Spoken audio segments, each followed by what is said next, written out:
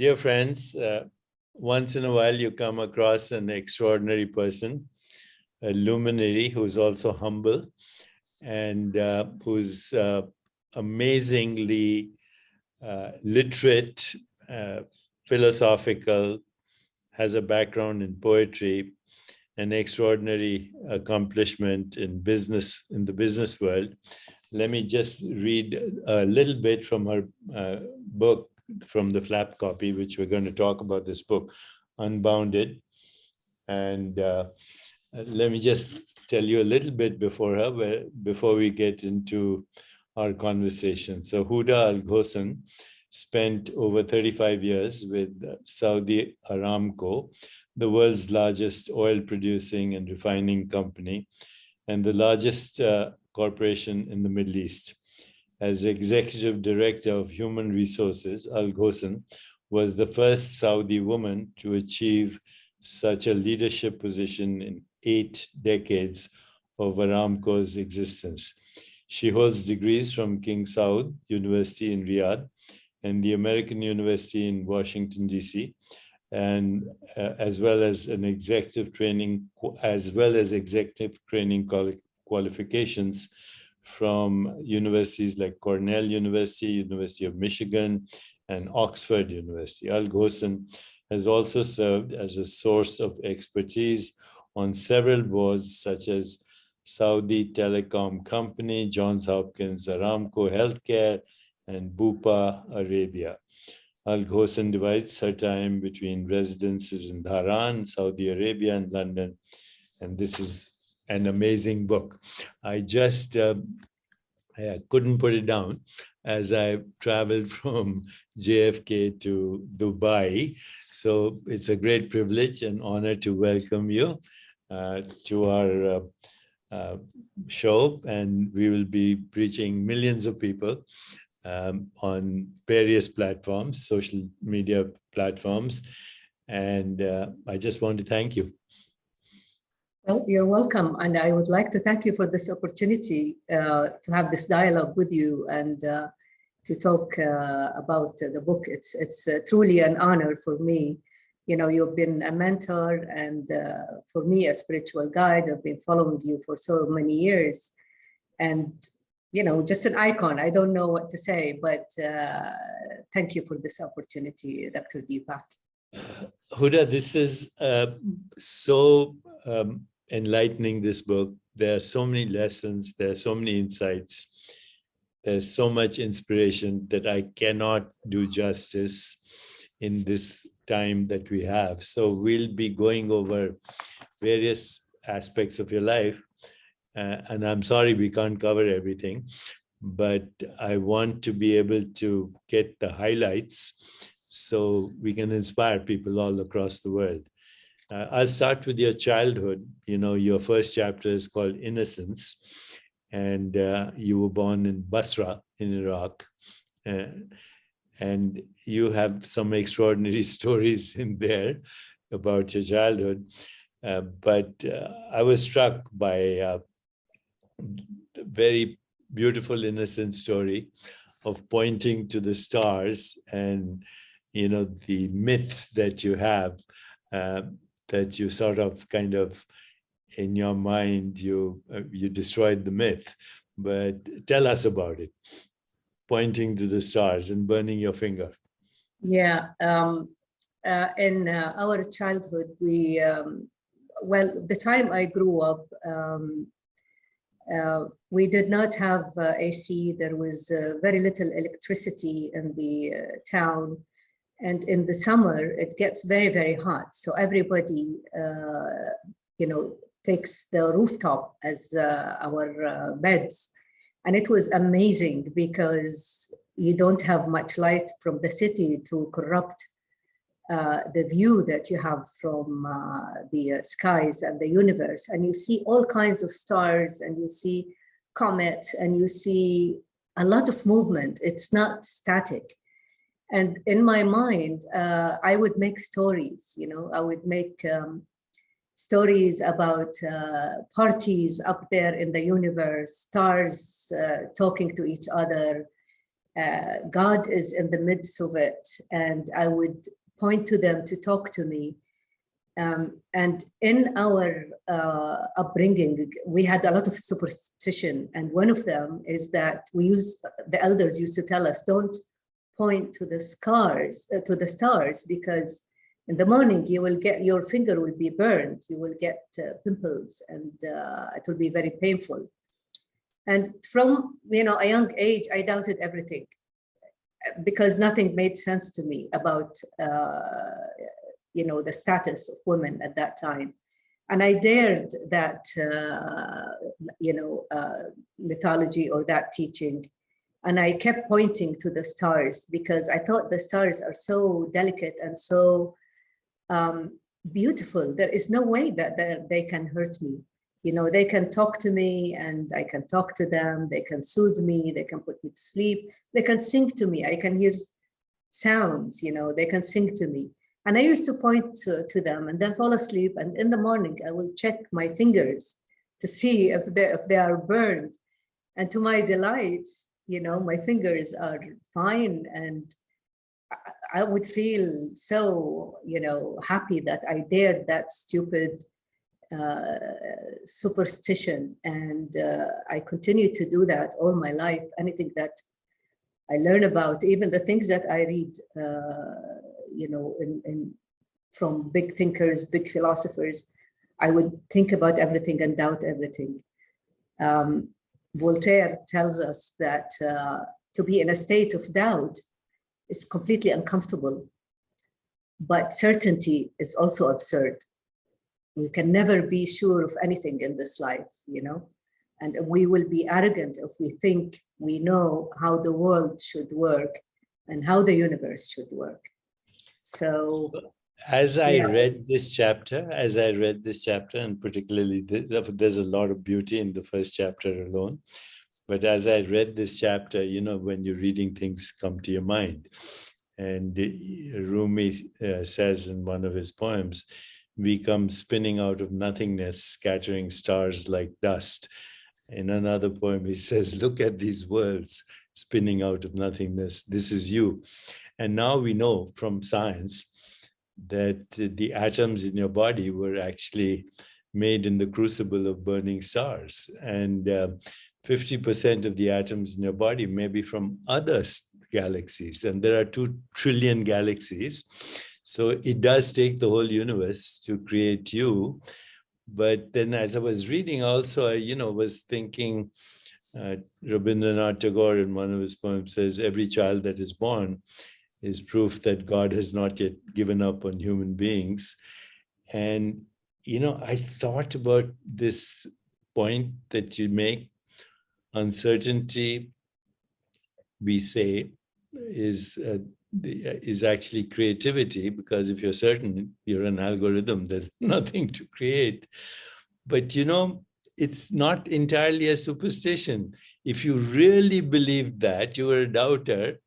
The phenomenon of stigmata, when Christian nuns meditate with their Christ, and they get stigmata. And I've seen the very phenomenon you're talking about. I've seen that too.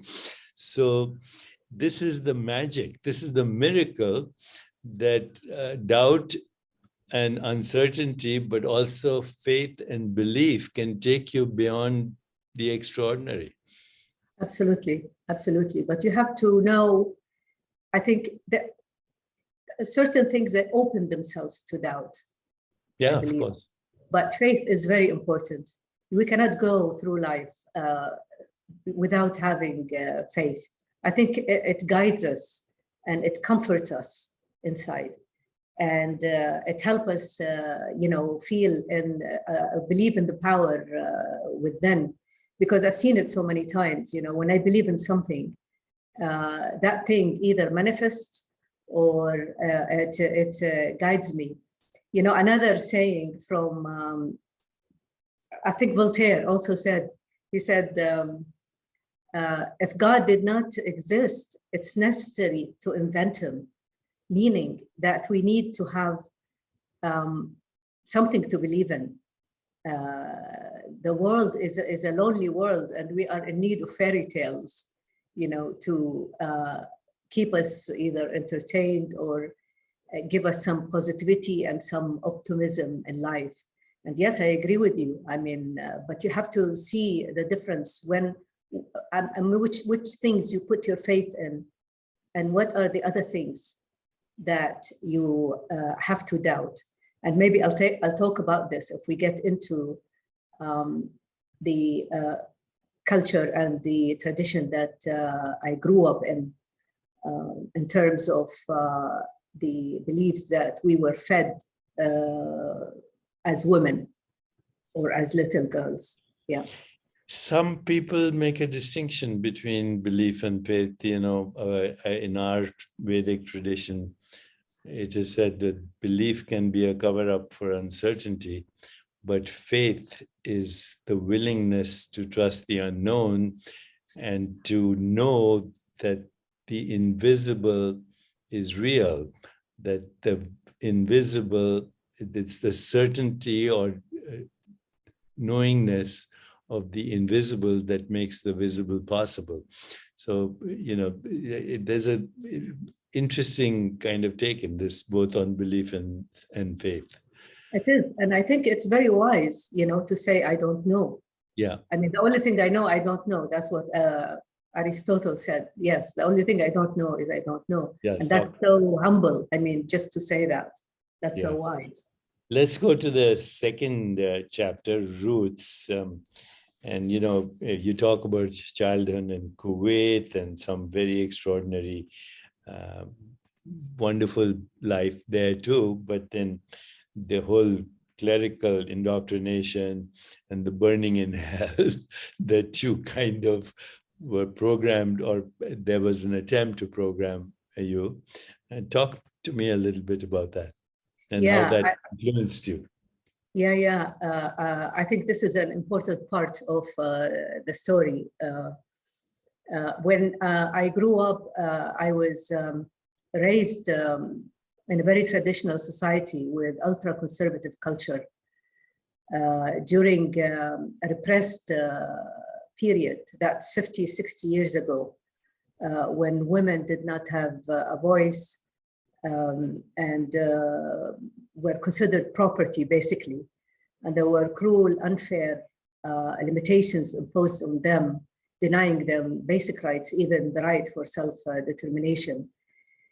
So in my childhood, I felt that I was trapped in a world that was unkind to women, that denounced women's individuality, that terrorized our minds, by feeding us beliefs intended to shatter our self-image, our self-confidence, our self-esteem, basically telling us that we were created weak, we are inferior species, we were created with limited intellectual capacity, and we need the protection of men.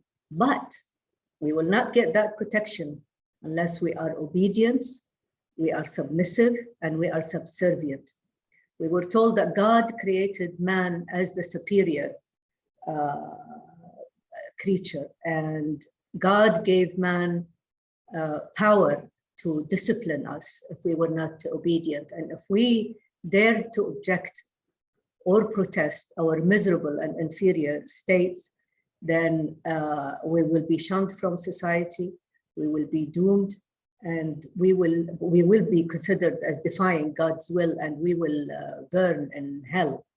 So we lived in fear, fear of men, fear of religion, fear of God, fear of the universe. Did you buy into that? Did you buy into that at that age? I myself had, it was so tragic to see many women believing in that and thinking that this is their fate and this is their destiny. And they raised their daughters to be compliant and obedient. And no wonder that, the majority of men and women believed in it, because these beliefs were hammered firmly and deeply in everybody's head from childhood. When we are, receptive to these things, basically taking out our ability to think for ourselves and make unprejudiced judgment, the beliefs, Dr. Deepak, were implanted in everything that rules our life, in religious teachings, in the education system, in the social system, and civil laws, in all the customs that rule our life. Now, for me as a child, I felt there, something not right about this picture. It's completely against the laws of nature. There is so much tension in there, and that cannot be. And I did not believe that that entity, whether you call it God or the Lord or the source or the universe, can be so cruel and so misogynistic and so unjust to create layers among people and ranks, and have one half of the humanity ruling or enslaving the other half. I didn't believe it, but I couldn't say anything. I had to walk the line. I had to follow the rules.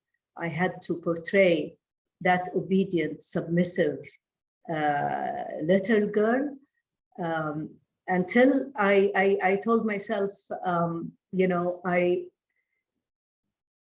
if I follow my true self, I will be exiled from society. And if I follow society, I will be exiled from my own self. So I had to wear thousands and thousands of masks. At the same time, silently and quietly, nurture that rebellious heart and inquisitive mind with knowledge until I can stand on my feet and be able to speak up. And that's what I did when I had the opportunity. I skipped, of course, the second chapter. This despite the fact that from the age of 5 to 11 years, you suffered sexual abuse from people that were close to your family, actually. Yes. Can you talk a little bit about that? Yeah, I mean, that was, that was a scar that I had with me until recently. Until recently, I let go of all this feeling of shame and feeling of guilt. I was a little girl, and I loved, these men who betrayed my trust. And the abuse basically, again, created, maybe that's what created doubt inside me. These were respected men of faith, religious, and how can they do something like this, to a little defenseless girl? So that created resentment, huge resentment and anger inside me, about religion, about men, about God, and that fed the doubt that I had inside, but also created sense of inadequacy inside me, shame and inadequacy. And I had to overcome this, work on myself and overcome this. And the only time I started talking about it, believe it or not, nobody knew about this.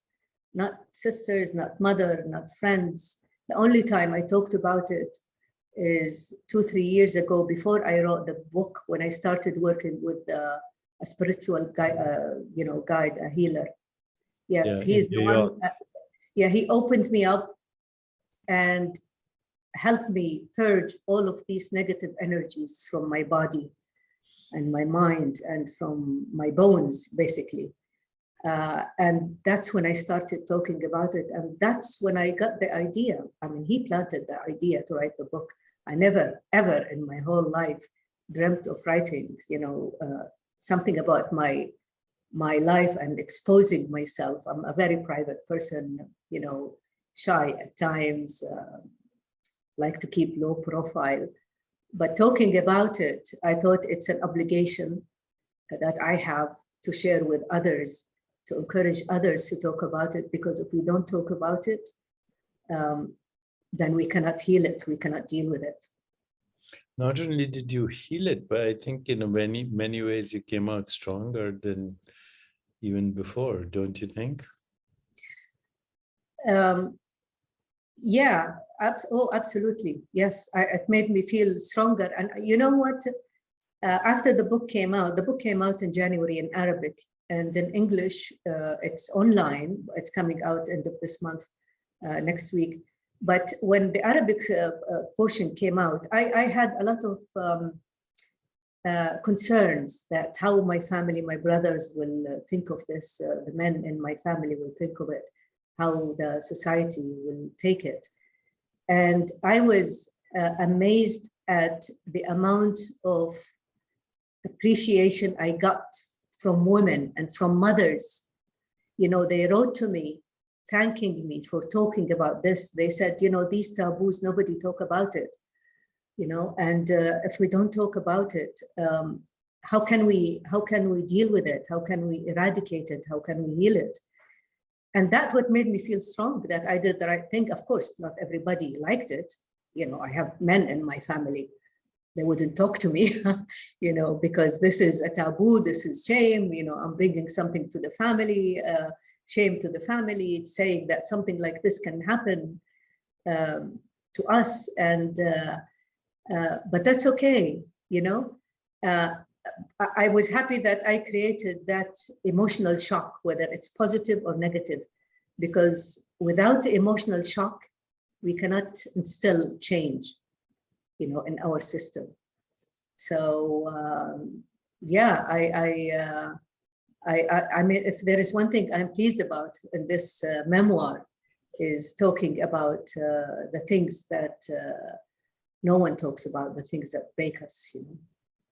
And now, you know, to make things even more, in a way, you know, to somebody who's looking at your life and so far has seen this trauma, seen this kind of indoctrination and programming, you get married off at the age of 15. And basically, you agree to it because it seems like you don't have a choice, but you did agree to get married at the age of 15. Yeah. And that, of course, turned out to be a bit of a disaster. You were divorced very soon after, right? That's correct. By your choice, by your choice.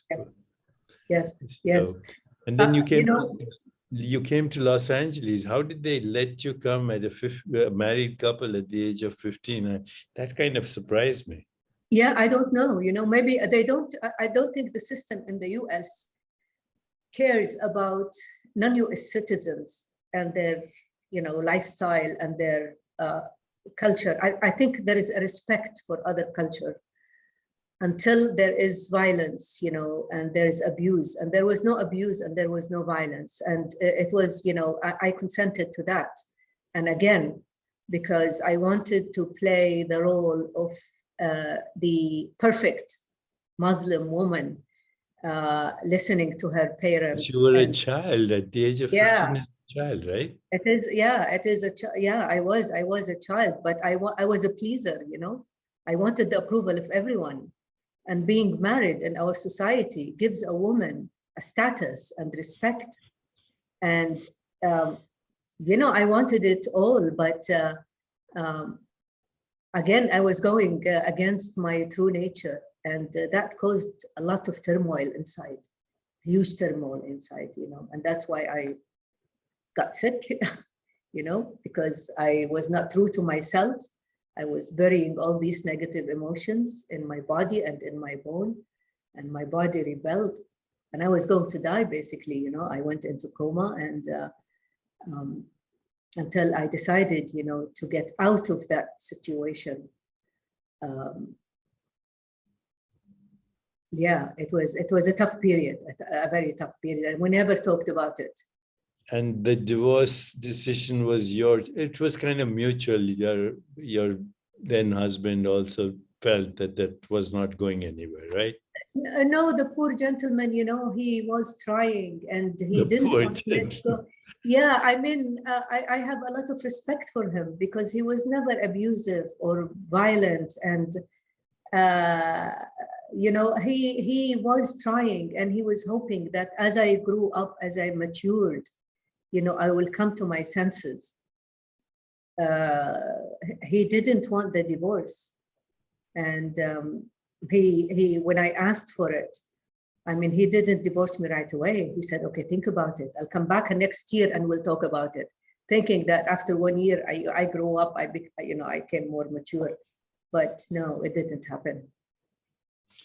And then after the divorce, you went into kind of solitude, and you talk about the difference between loneliness and solitude. I go back again to Rabindranath Tagore says loneliness is you feel separate from the world, but solitude sometimes connects you with the universal mind, and also in some way you feel connected to all the world.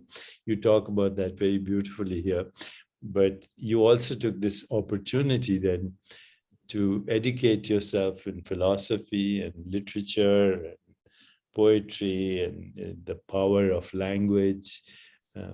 Share a little bit. Yeah. My father had an amazing library, and he collected all of these books through his caravan trade when he used to go to Iraq, Syria, Egypt, Palestine, and trade dates and local produce, for books. He's not educated. I mean, he taught himself. He went to madrasat, these Quranic, yes, schools. And but he had a mind. He had a huge mind. He wanted, to understand what's going on in the world, and he bought all of these books. And from a very young age, I started reading and stealing books from his library, because he would not allow me. He didn't want,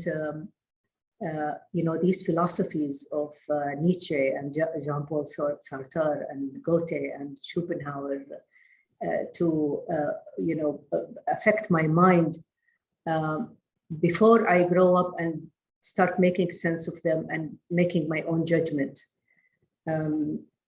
So I used to take, nevertheless, I used to take these books and I used to read a lot about them. And I think they created the power of reflection. They helped me to reflect. Many of the stuff I read at that time, I did not understand. I didn't understand what they meant by existentialism, and I had to read all of this again, when I grew up, and I continued to read again and again, just to absorb the meaning. But it helped me reflect about our world, not only the outside world. It gave me a journey within the inside world. Someone said that solitude is just like this folded forest that you carry with you. And when you want to separate from the crowds, you just unfold it and you just walk around it, and you will find hidden treasures just waiting to be undiscovered inside you.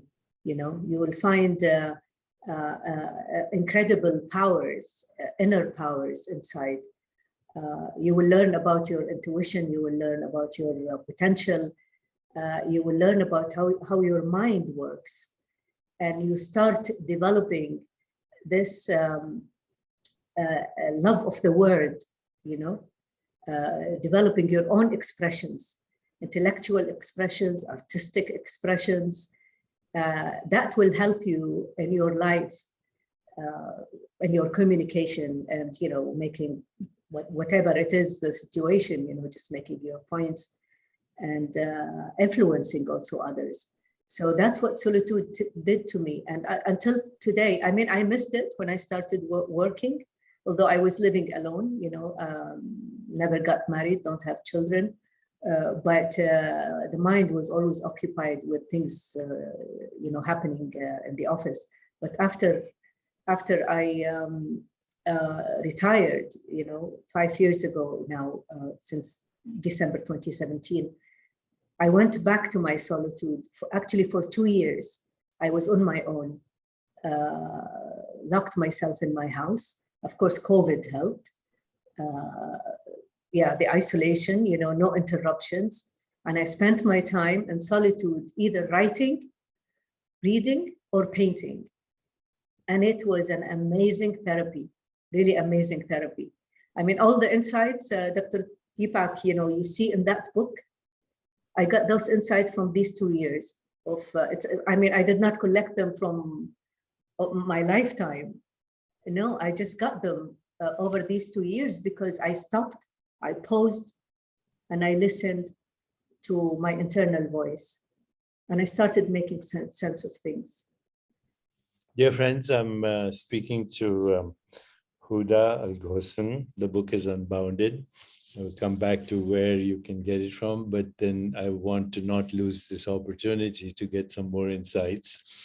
And Huda, just know that we cannot go beyond 1 hour for technical reasons, because we want this to be everywhere, on LinkedIn, on Facebook, on YouTube, on Instagram, you name it. This is going to be reaching 15 to 20 million people by the time we do it.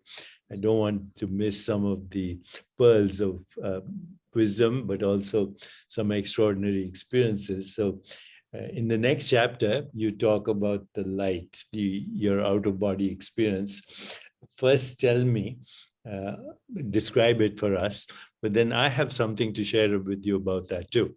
So Go ahead, tell us about what happened. You were in a tailor shop, apparently, right? Yeah. I mean, again, this is the first time I talk about it in the book. I never shared it with anyone because I thought people would think I'm crazy, I'm imagining things. Mother and I were at the tailor's atelier, trying a dress for an occasion. And as I was standing, in front of the mirror, I lost consciousness. And why? There's some traumatic thing happened, or it was just spontaneous? Nothing. I was happy. I was looking at the mirror, admiring, the work of the tailor. She was talking with us, joking, a very talkative lady. I was actually in a good mood. I was happy and nothing bothered me. But all of a sudden, I went somewhere. I felt darkness engulf me, and then I was not there. And all I remember is that light, and luminous light that's like fluffy, and soothing. And I was mingling inside it. I was inside, that light, and just drifting, a completely different dimension. There was no sound, but as if there was conversation, but there was no sound. But the conversation is a mind conversation or a soul conversation, and I was just drifting and drifting, ecstatic, happy, difficult to describe it, really difficult to describe it. And after a while, I heard the voice, a very weak voice coming from far, far, far away. And as I looked down and I saw my body on the couch, surrounded by mother and the tailor and her assistant, trying to wake me up, massaging me and, crying and saying verses from the Quran.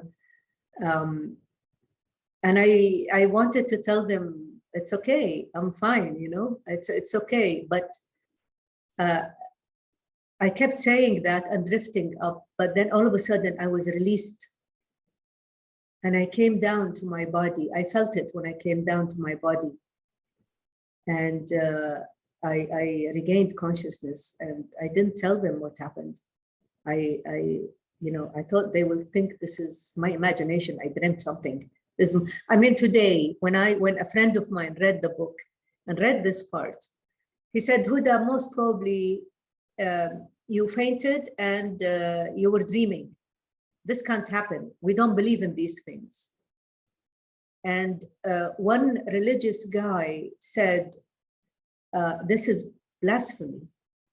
When I said, I was breathing God, I was touching God, he said, this is blasphemy. And by the way, many people tried to stop this book from coming to light. in the government, and to censor it. And because not only because of this part, but because of my views about the religious establishment, about women, about the sexual abuse, the harassment.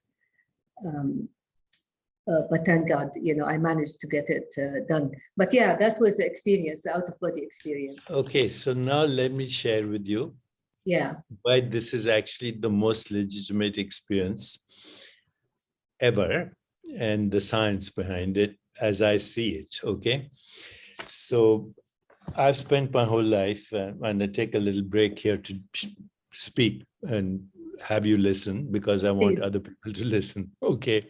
Yeah, so there is in neuroscience right now, if you go Google, what are the top 125 open questions in science?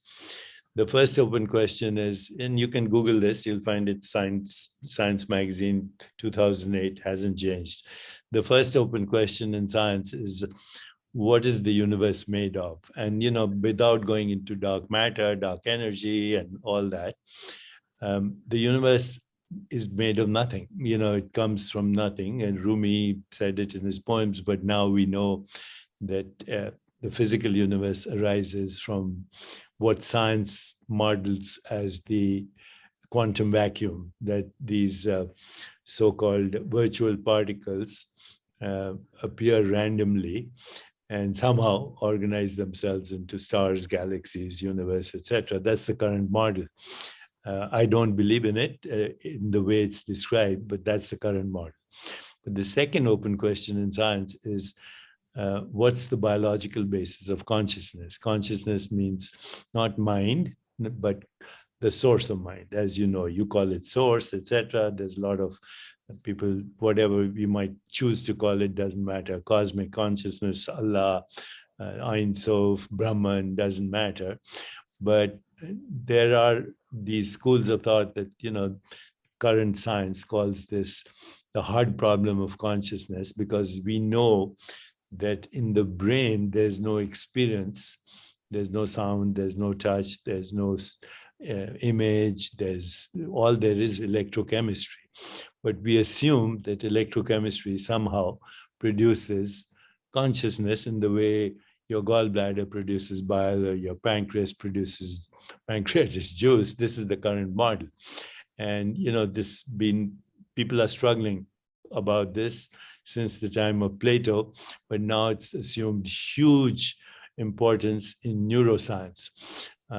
Christoph Koch and Don Hoffman were two students of Crick, the Watson and Crick fame, and Crick and Watson discovered DNA.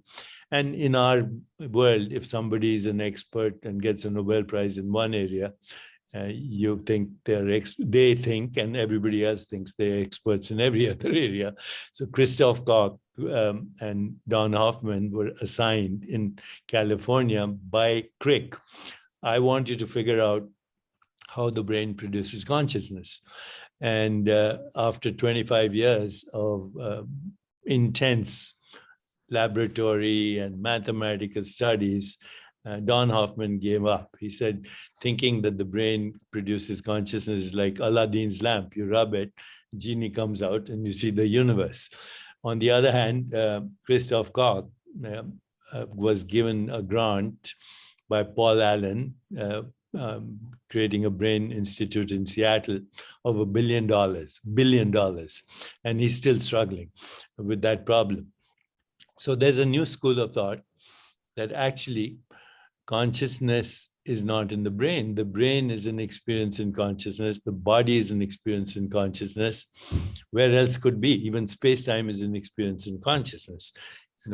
So where is this consciousness? If we call it the soul, or a non-local entity, where is it? If it's not in the brain, where is it? And the most reasonable answer that is appearing right now, and I'm not saying that the majority of scientists buy into it, but some do, and this is of great interest to me, that if consciousness is not in the brain, then where is it? And the simplest answer seems to be that if consciousness is not, doesn't have a form, it doesn't, if you had a form, you would be able to see it or touch it, but it doesn't have a form. So being formless, it has to be infinite. And being infinite, it has to be outside of space-time. So if you have a soul, and by soul, the current terminology by soul means awareness. Awareness makes all experience possible. Awareness makes the experience of mind possible, of emotions possible, of thinking possible, of perception possible, cognition possible, but you can't find it in the body. And these days we have technology. You can take a sugar molecule, you can radio label it, the carbon in the sugar, you can do a PET scan, and you can track what's happening in the brain. So as this conversation is happening, I can see what's happening in the brain. But all I see in the brain are what are called neural correlates of consciousness. There's no consciousness in the brain. In fact, if I take a knife and put it through the brain has no self-experience, none. So this is a great mystery. If you have a soul, it's not in your body. That is a cognitive and perceptual artifact. Your soul is not in your body is in your soul. Yeah. Okay. And, in the Vedanta, we read this very interestingly in Sanskrit. I'm not in the body is in me. I'm not in the world is in me. I'm not in the mind is in me. So the in-body experience is a hallucination. The out-of-body experience is the truth. The in-body experience is a socially programmed hallucination. You're born, you're given a name. You said, this is your name. You have a soul, it's inside your body. You have a mind, it's inside your brain. And you are in the world right now as a physical entity in a material world. But now we know that even the material world is made out of nothing. And your consciousness is also nothing. And that, in fact, when you have an out-of-body experience, that is the real experience. The in-body experience is the hallucination. And recently, I've gotten very interested in this. I've been supporting Don Hoffman. You should get his book. It's called The Case Against Reality. And I've done about 15 interviews with him on similar to the one I'm doing with you right now. I've done 15 interviews. They're all on YouTube.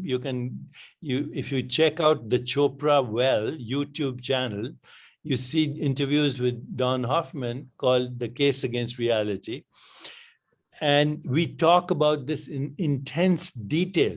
The science is emerging that space-time is doomed. There is no such thing. Space-time itself is a projection of consciousness.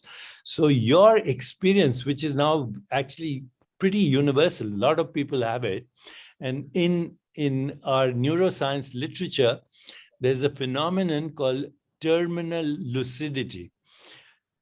I'm going on and on because this excited me so much when I read this. Terminal lucidity, there are certain people at the end of their lives for a few hours, sometimes for a few minutes, sometimes for a few days.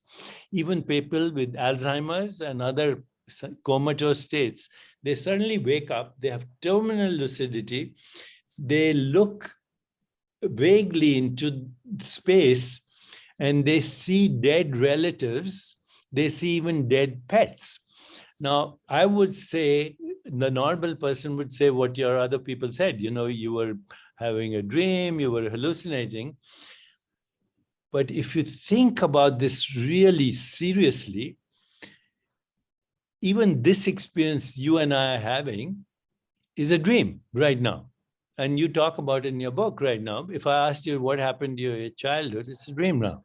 What happened to your teenagers, it's a dream. What happened to yesterday, it's a dream. What happened to 5 minutes ago, it's a dream. By the time you hear these words, they don't exist. So you quote Wittgenstein, but he said, our life is a dream. We are asleep. But once in a while, we wake up enough to know that we're dreaming. And of course, the Buddha said, this lifetime of ours is transient as autumn clouds. To watch the birth and death of beings is like looking at the movements of a dance. And a lifetime is like a flash of lightning in the sky, rushing by like a torrent down a steep mountain. And as you know, when the Buddha was dying, the story is everybody asked him, well, who are you? Are you a Messiah? Are you this? Are you that? And his last words were, I'm awake. So what you experienced is the awakening of your soul, and you actually woke up from the dream, which we currently call the physical world, is a virtual reality. We are in a lucid dream in a vivid now. And these so-called, and maybe I'm going to be accused of blasphemy after we finish this, you and I both, but all these heavens and hells and purgatories and the lokas of Buddhism, loka means location. They are not locations in space-time. They are frequency domains of consciousness vibrating at different levels, dreaming up different universes. And, Caltech professor Sean Carroll just came up with a book, and it's called Something Deeply Hidden, and it's about quantum mechanics. And he posits, and I just interviewed him also on this same format, he posits infinite universes in infinite dimensions, but he thinks they are real. And I am convinced they're equally real or unreal as R1. R1 is a projection of consciousness, and so are those. And because consciousness is infinite, it can dream up infinite universes. And, Rumi, again, this amazing person 700 years ago, he said, we are all parts of God's dream. Yes. We are, and now, I've turned 75, I'm going to be 76. I recapitulate my entire life, and in my meditation experience, I can now, and I say this with utter conviction, I am not convinced that we live in a physical universe. I am convinced this is a virtual reality. And this whole experience we're having in technology right now, with VR and metaverse, we are going to actually be augmenting the virtual reality we already are in. And we will soon actually realize that by shifts in consciousness, we can visit other dimensions. Now, when you are in a dream, it appears real. Only after you wake up, you say, oh, that was a dream. So this experience and the experience of many, what is called end-of-life lucidity, recently I've started taking an interest in psychedelic research. And some of that research is approved now for, dying patients, or recently one of my literary agents passed away, and she had brain cancer and breast cancer that had spread to her brain. I sat with the psychotherapist Indian British psychotherapist, Geeta Ved, and we took her through a ketamine experience. She went into the next dimension and came back, and 2 weeks later died, and she had end-stage lucidity, and she was totally at peace, because you realize that if you can see it, touch it, taste it, smell it, imagine it, conceptualize it, think about it, it's a dream. The only thing that's not a dream is the consciousness that's dreaming, and that consciousness, call it God, call it Allah, doesn't matter. That consciousness is infinite, and that consciousness can dream infinite universes, and we are part of that dream that God is dreaming us right now. So your thing validated what I've been looking at, and there's more to come, and science is getting there very slowly. people like Don Hoffman are being recognized. He wrote this book. It was attacked, vilified by some of the science philosophers. But even Einstein and Tagore, when they met in 1930, Tagore, who was, of course, steeped in Vedanta, he said to Einstein, this is a human universe, and what we are looking at is a human dream. Crocodiles and insects and other biological organisms have different brains. They see other things. So there is no such thing as a fixed reality. There is no such thing as a fixed reality. It's a species-specific and culture-specific experience programmed, just like the mullahs told you, go to hell and brain, and and if you really believe that, you would dream that into an experience. So I found this so fascinating. So, I think what you said we are not going to be able to finish this because we have to finish in 1 hour. I want to tell our audience that we just tapped the first 4 chapters. The rest of the book is about your career, which has actually the most inspiring career I have read about in my life, honestly. And I admire you, I respect you, and I think you're going to influence a lot of women in the world. And you must know, of course, I know Amin Nasser. His daughter, Lena, worked with me, and she is a storyteller, and she did her thesis on how brains change with the power of story. And so, it was an honor to speak to you. But if you don't mind, we can reschedule a couple of interviews to go through the rest of the book. Yes, of course. Oh, it's my pleasure. Absolutely. So we should do about, if we do about 3 interviews, we can cover the book. Meanwhile, you said it's coming out in English in Saudi, but how did I got this book? It's in English. No, it's already out in the UK, and you can order it from the publisher website, Amazon, Foils. It's available. Okay, so dear friends, you can get this from Amazon. Please check it out. The title. And here's the title, Unbounded, by Huda Al-Ghoson. And it's a memoir, but it's more than a memoir. It's an instruction manual for anyone who wants to become a global influencer and leader in the way my dear friend Huda Al-Ghoson is. Thank you so much.